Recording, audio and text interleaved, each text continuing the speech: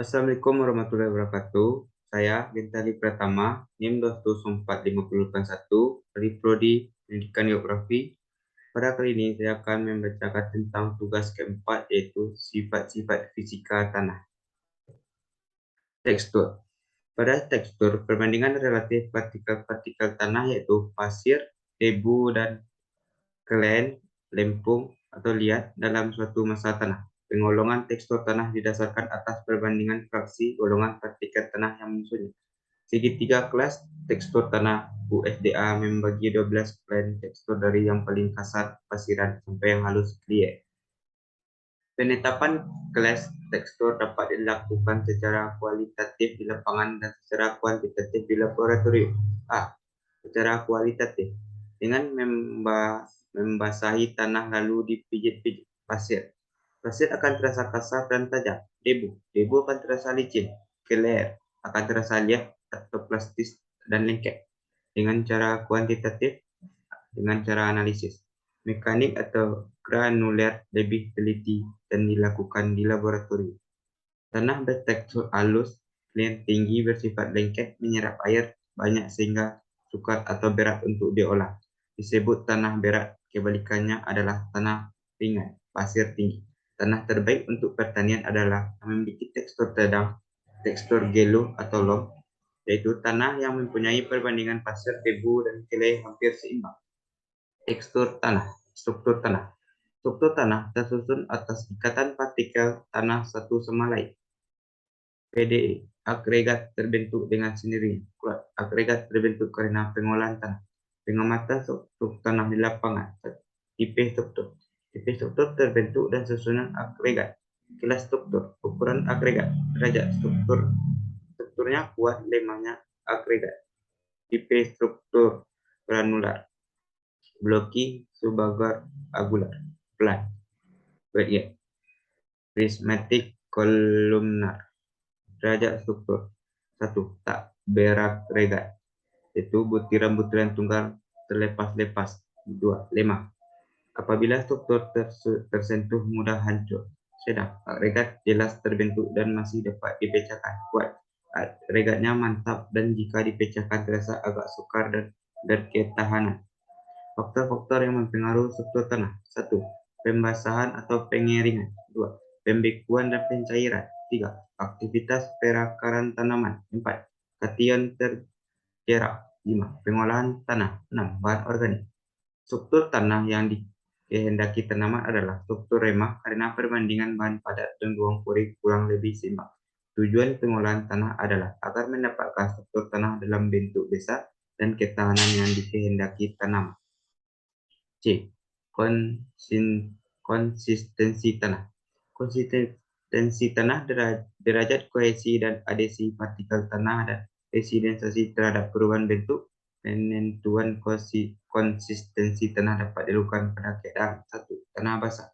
Kandungan air di atas kapasitas lapangan. Kelekatan, kekuatan melekat dengan benda lain. Tidak lengket, agak lengket, sangat lengket. B. Plastisitas, kemampuan tanah membentuk gulungan. Tidak plastis, agak plastis, sangat plastis. 2. Tanah lembab. Kandungan air mendekati kapasitas lapangan. Kering angin, sangat gembur, teguh, sangat teguh, luar biasa teguh. 3. Tanah kering. Tanah dalam keadaan kering angin. Lepas, agak keras, sangat keras, lunak, keras, luar biasa keras. D. Warna tanah. Salah satu sifat tanah yang mudah dilihat dapat menunjukkan sifat-sifat tanah bersifat tidak murni. Faktor yang mempengaruhinya. 1. Kadar lengas dan tingkat pengatusan. 2. Kadar bahan organik. 3. Kadar dan mutu mineral. Warna tanah berhubungan dengan daya menyerap panas dari cahaya matahari. Warna hitam gelap menyerap panas. Warna tanah secara langsung dapat dipakai 1. Menaksir tingkat pelapukan atau proses pembentukan tanah. 2. Menilai kandungan bahan organik. 3. Menilai keadaan drainase. 4. Lihat adanya horizon pencucian dan horizon pengendapan. 5. Menaksir banyaknya kandungan mineral. Urutan warna tanah yang menunjukkan penurunan produktivitas tanah. Hitam, coklat, coklat karat, abu coklat, merah, abu-abu, kuning, putih.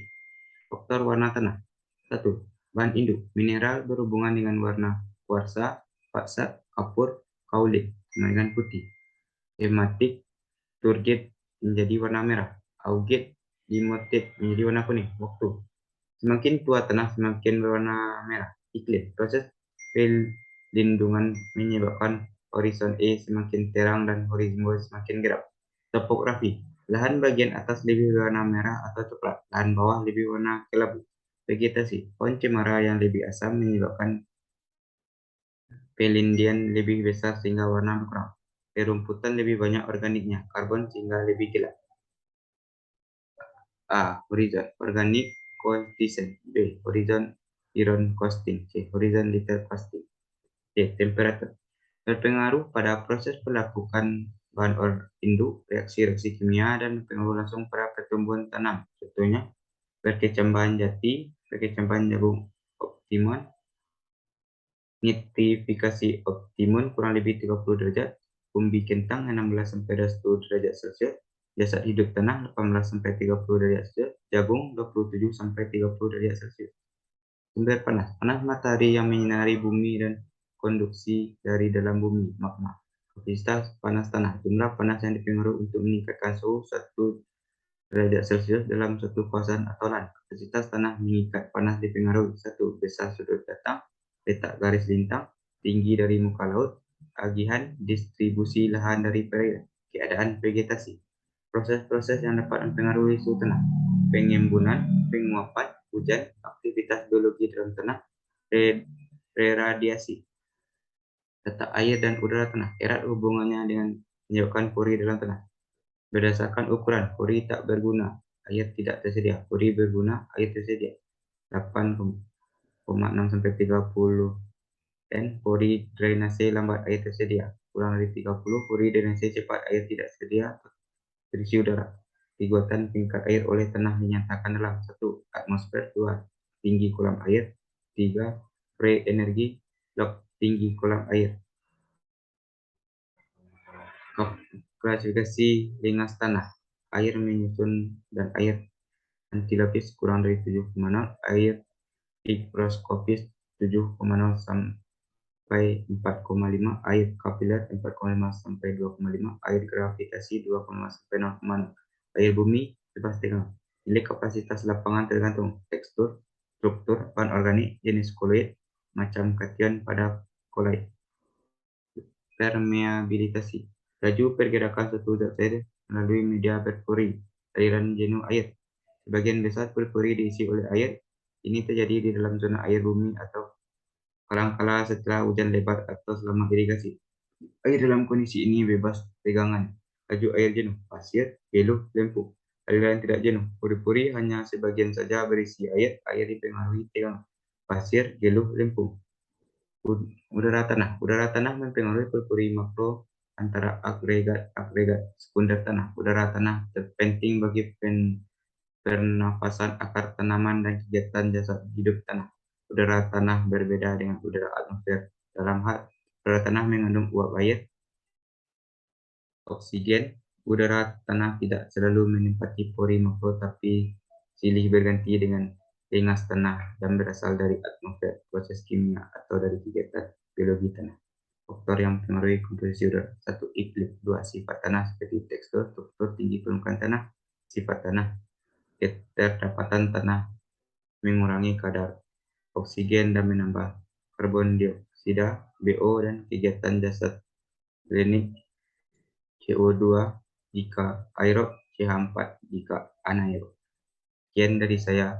Terima kasih. Assalamualaikum warahmatullahi wabarakatuh.